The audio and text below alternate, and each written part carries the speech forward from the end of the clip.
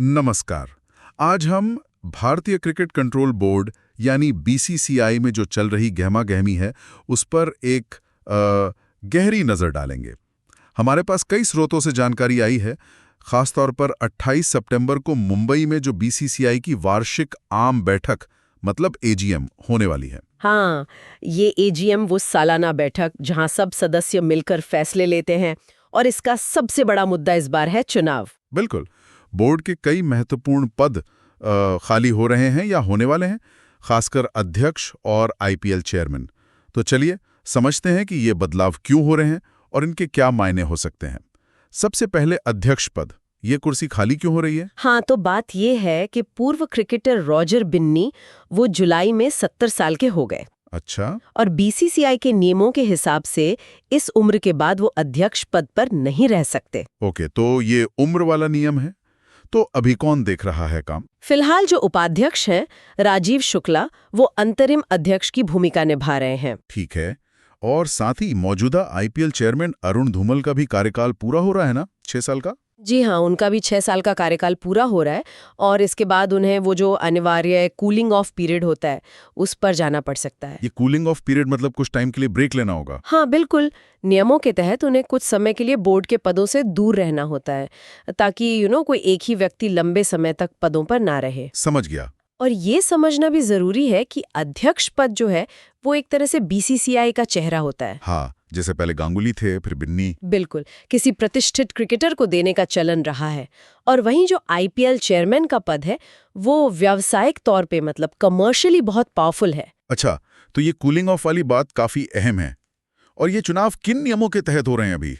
मतलब क्या कोई नई नियम है? नहीं, फिलहाल तो ये चुनाव बीसीसीआई के मौजूदा संविधान और जो लोढ़ा समिति की सिफारिशें थीं उन्हीं के आधार पर होंगे। हाँ, लोढ़ा समिति, जिसने वो कार्यकाल सीमा और कूलिंग ऑफ की बात की थी। जी वही।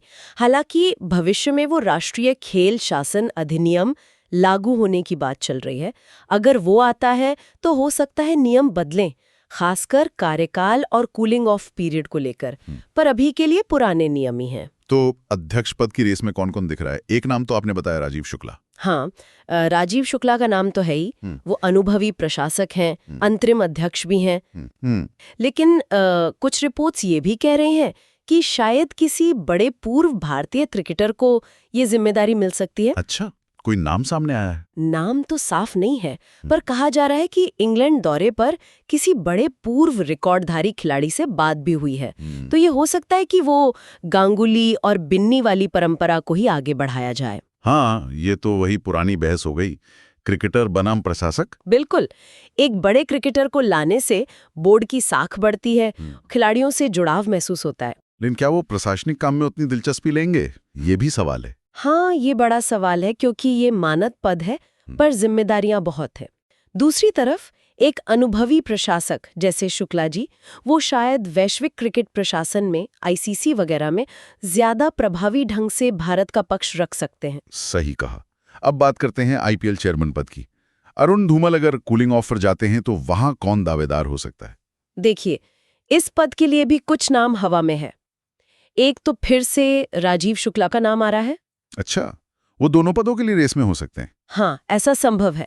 उनके अलावा मुंबई क्रिकेट एसोसिएशन के पूर्व सचिव रहे हैं संजय नाइक, उनका नाम भी है। ओके। और एक और नाम है पूर्व बीसीसीआई कोषाध्यक्ष अनिरुद्ध चौधरी।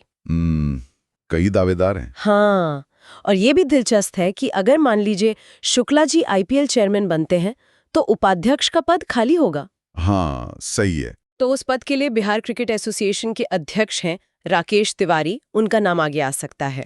तो मतलब ऊपर के लेवल पर काफी फेरबदल दिख रहा है, लेकिन क्या बाकी पदों पर भी बदलाव होंगे, जैसे सचिव, कोषाध्यक्ष?